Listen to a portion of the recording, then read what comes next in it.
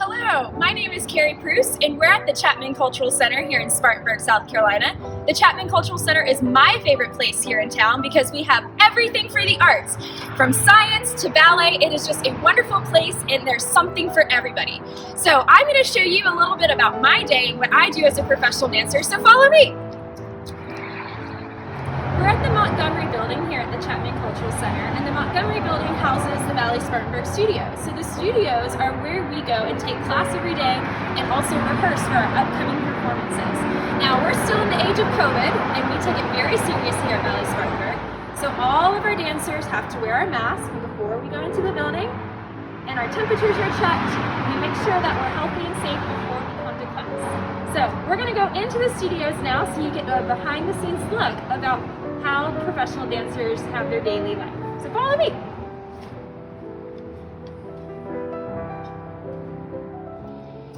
So we're in the lobby of the Ballet Spartanburg studios. Over here is our offices, and down this hallway are our 4 beautiful studios where our company rehearses and our students take classes in the afternoon.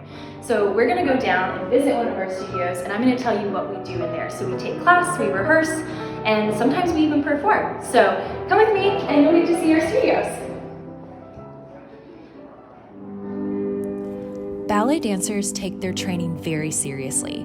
Ballet dancing is not natural to our bodies, so we take a ballet technique class every day with either our artistic director or our ballet master. Ballet technique is a language. We use our bodies to communicate and tell stories. We practice the same steps over and over to help train our bodies and perfect the steps we will need to perform on stage. Ballet class starts at the bar. We start slow to warm up and prepare our bodies for the harder steps that will happen later in class. We start with our feet on the floor and then gradually lift our legs higher and higher. Dancers sometimes wear funny-looking clothes called warm-ups that allow us to move and keep warm.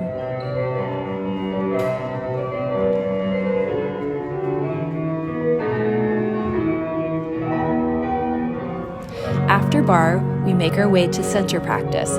Just like bar, we start slow and work our way up to turning and jumping.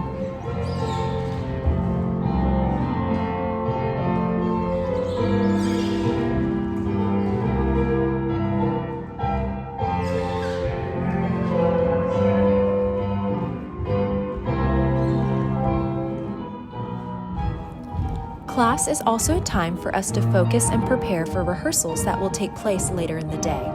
Even though classwork is done individually, it is a special time for us dancers to connect and learn from one another. Ballet really is a team effort.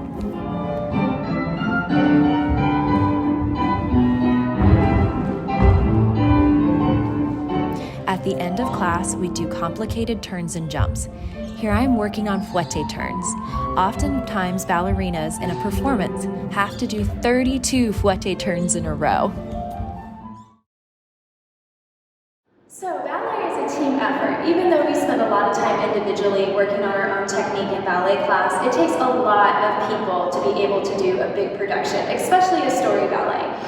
So I have asked my good friend and co-worker, Lydia if she would sit down and talk to us about her experience with being a ballet dancer. So Lydia, do you want to introduce yourself and tell everybody a little bit about you and where you grew up and maybe how many years you've been dancing? So my name is Lydia, as Carrie said. I grew up in Columbia, South Carolina. I've trained in a lot of different places. The bulk of my training is at Southeastern School of Ballet. I'll be going into my 3rd season with Ballet Spartanburg this fall. That's awesome. We certainly have a good time in our company class and work hard together. Lydia, do you have a favorite role that you've performed? My favorite role that I've performed would probably be George Balanchine's Walpurgisnacht, also known as Faust. George Balanchine's a really famous choreographer, and not a lot of people get the opportunity to perform his repertoire, so that was really exciting. Well, that's really cool. I have not been able to perform a George Balanchine piece, and that is a goal of mine someday, so maybe I will. Lydia, since we're talking about ballet and stories, do you have a favorite story time ballet?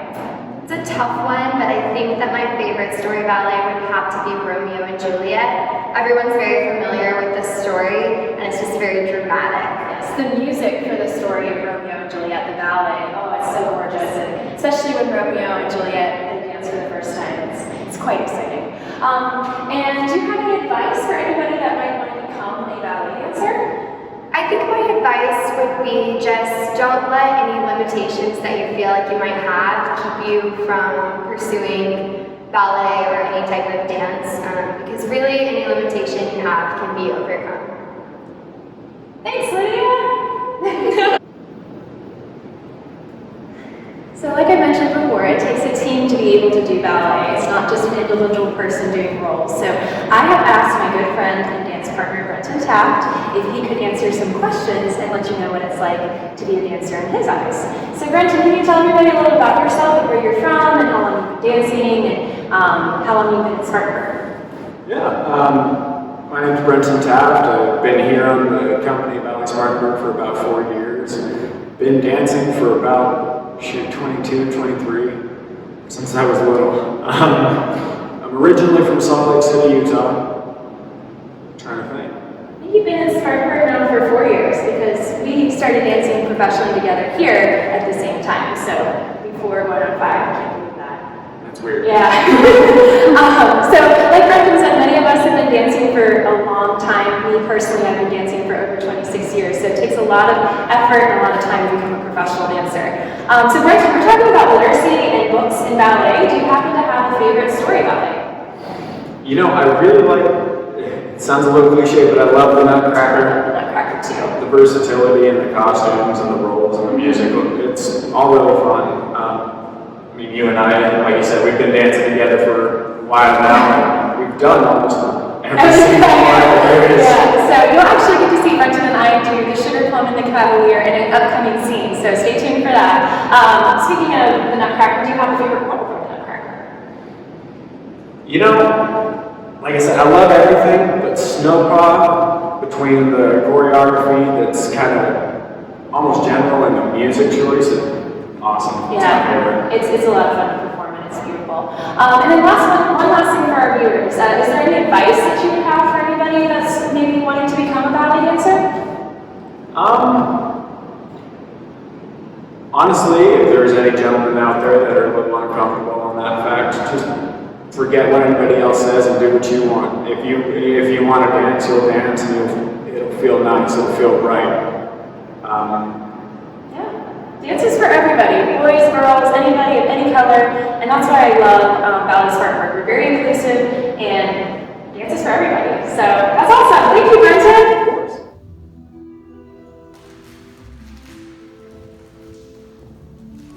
After technique class, we begin our scheduled rehearsals for the day. Our performances are stories that we bring to life on stage, and we need many weeks of rehearsals to learn how to properly dance the story.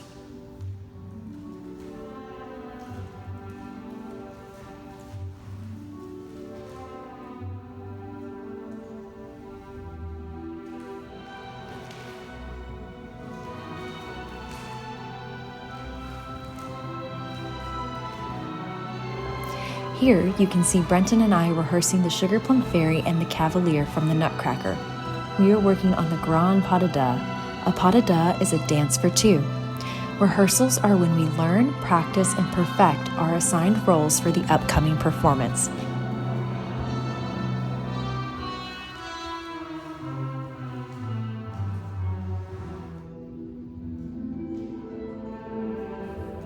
Rehearsals are a time for us to discover our characters, but also to correct any mistakes that may happen. Alright, so we are currently standing in Ballet Spartanburg's costume shop. And the costume shop is a really special room here at Ballet Spartanburg. It houses all of the costumes that allow the dancers to transform into the different characters that they're going to be on stage. It takes a lot of time and a lot of effort to put these costumes together, and we take very good care of them.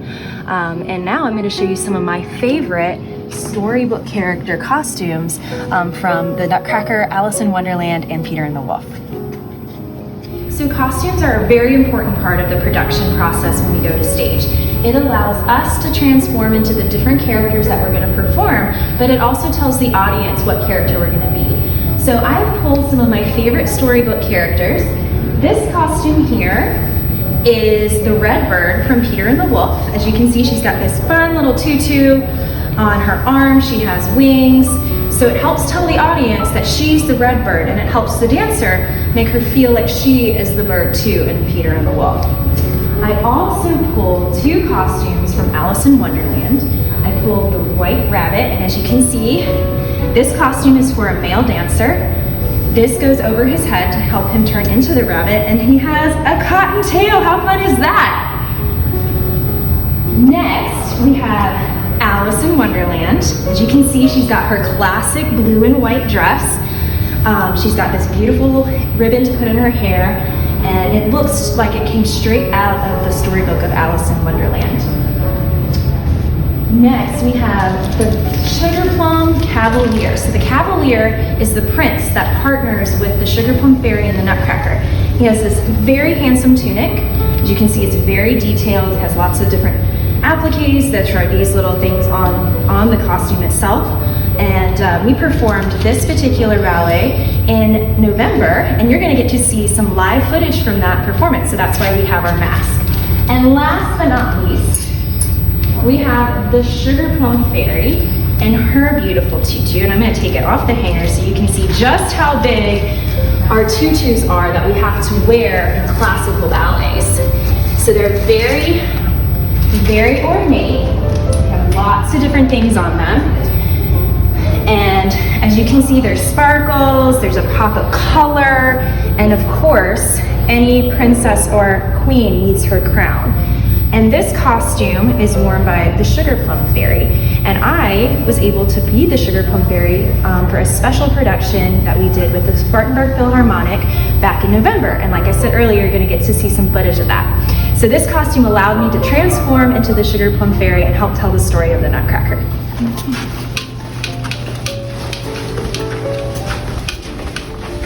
All right, so after all the rehearsals, practices, run-throughs in the studio, we finally make it to the theater. And we are downstairs at the Chapman Cultural Center's theater in the dressing room. So the Spartanburg Little Theater, this is where their home is, and right now they have some costumes that are out. This place is really busy. Sometimes there's the ballets in town, sometimes it's the Spartanburg Little Theater or the Youth Theater is putting something on, or another organization. So we never know really what we're gonna be walking into when we walk down here. It's always fun. So the dressing rooms are where the dancers prepare for their show, and they put their costume on and they prepare themselves for whatever role they're about to play. All right, so now that we have our costume on for the part that we're playing, we're gonna make sure that we have our accessories that go with the costume. Sometimes costumes are nice and simple, other times there's lots of parts and pieces that go with the character's costume. This tutu is the Sugar Plum Fairy's tutu, and we are gonna add puffs that let the Sugar Plum look a little bit more like a cupcake or sugary confection. And then sometimes she wears a crown, and because we're dealing with COVID, I had a special mask made that matches my costume. So this keeps me and my partner safe while we're dancing together. So you can understand me better. I'm gonna leave it off though. Next, at least for what I do, is I put on my shoes last. And these shoes are called point shoes. And women primarily wear point shoes, and they allow them to stand all the way up on our toes. So these shoes are hard and sometimes uncomfortable, but it makes the dancer look like they're floating on the stage. It takes many, many years of practice and strength and determination to be able to do point work. It's not easy. It's a rite of passage for dancers to earn their point shoes. I remember when I was 11 years old and I got my first pair, I was over the moon, and it made me feel like I could be a ballerina for the first time. So we tie our ribbons in a very special way, and we knot them. And if I was actually performing, I would sew my ribbons down so they wouldn't pop up while I was dancing and become a distraction for me, my partner, and the audience. So the things that I'm putting on my toes, these are called toe pads, and they protect our toes so they don't hurt as much and get injured when we are standing on our toes.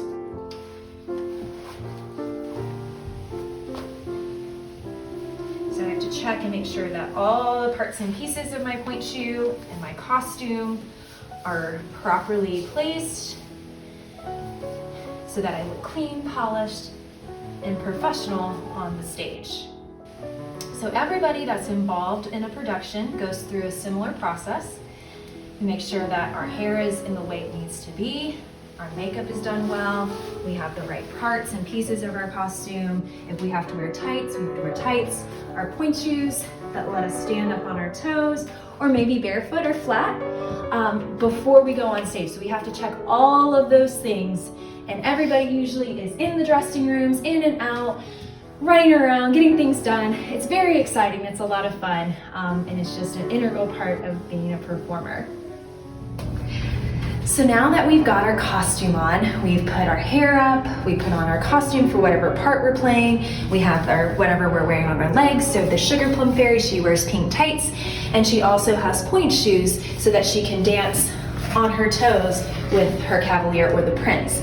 So now that we're ready to go, we're actually gonna go backstage and prepare ourselves for the performance. So follow me, we got a really neat sneak peek of what it looks like to be backstage before we come out and show the audience our story that we're telling. So it starts to get dark, so this way we can hide the light and create a mood on the stage. So this is what the backstage looks like. There's lots of things hanging from the ceiling, lots of tools. If there's a set being built, these black curtains here are called the wings, and they help to hide whatever characters are coming onto the stage. So it's a surprise. So if there's a change in a scene in a story, that way it can be, you can have a transition come in and out, or a surprise character. And then when we're not dancing, we're standing back here. Normally during a production, all the lights are off, so it's pitch black, so that the lighting is on the stage so the audience can really tell what's happening with the story. It's really fun to be back here. It's always exciting before showtime, lots of energy, lots of nerves, and it's just that final moment before we get to go out and tell the audience our story.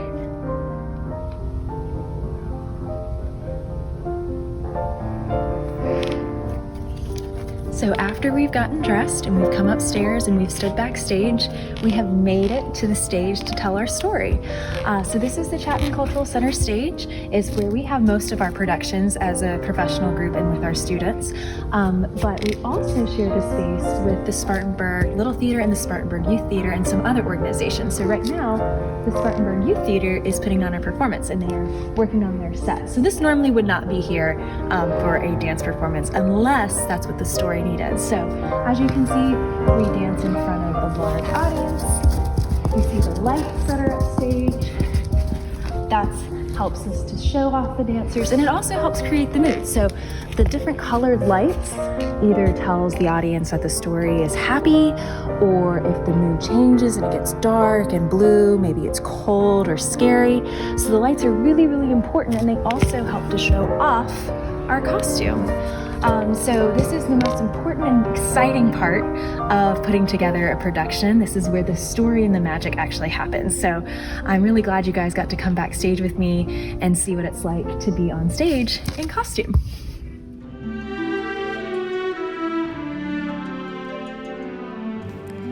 Finally, after all of our classes, rehearsals, costume fittings, and stage rehearsals, it's time for the performance.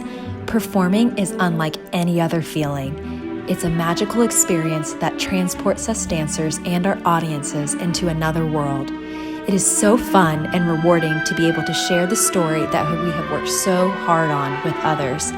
Here, you can see Brenton and I performing the Sugar Plum Pas de Deux for the Spartanburg Philharmonic's production, Bergbound. Enjoy!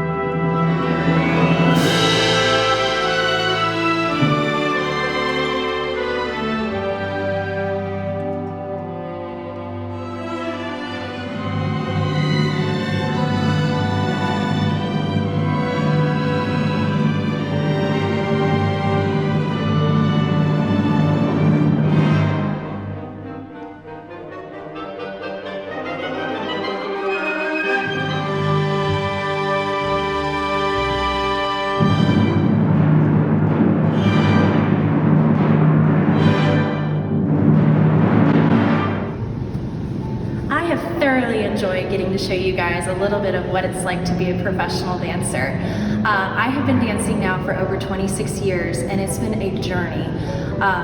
If you want to be a dancer, it takes a lot of hard work, a lot of dedication, a lot of passion, a lot of ups and downs, but it's so worth it. I love my job. I love getting to come to work with my friends and creating art, but most importantly, I love getting to tell stories through movement to all of my viewers and to all of our audience members. So one last thing before we go. There are many different books available, and I'm sure at the Spartanburg Public Library, about dancing. So I highly encourage you that you go check it out. Some of my favorites that I read when I was a kid was Nina's Star Ballerina. My favorite, the Angelina's Ballet Class, and there's lots of different Angelina books available. And one that really, really speaks to me is Debbie Allen's Dancing in the Wings. And this is about a young dancer who goes through a lot of different struggles, and she's self-conscious about the way she looks, but she ends up persevering and becoming actually a soloist in her ballet. It's a really wonderful book, and I highly recommend that you check it out. So I also believe, and here at Ballet Spartanburg we believe, that dance is for everybody. So even if you don't want to do ballet, you can come and take classes in jazz, lyrical, even Irish step dancing. And ballet is for everybody. Girls, boys, anybody who wants to dance can. So if you are interested in taking classes, be sure to check out our website, www.ballet-spartanburg.org. We are always looking for new and exciting students to join us. There will be plenty of summer camps available, so go to our website and check them out, and we hope to see you soon. Bye, everybody.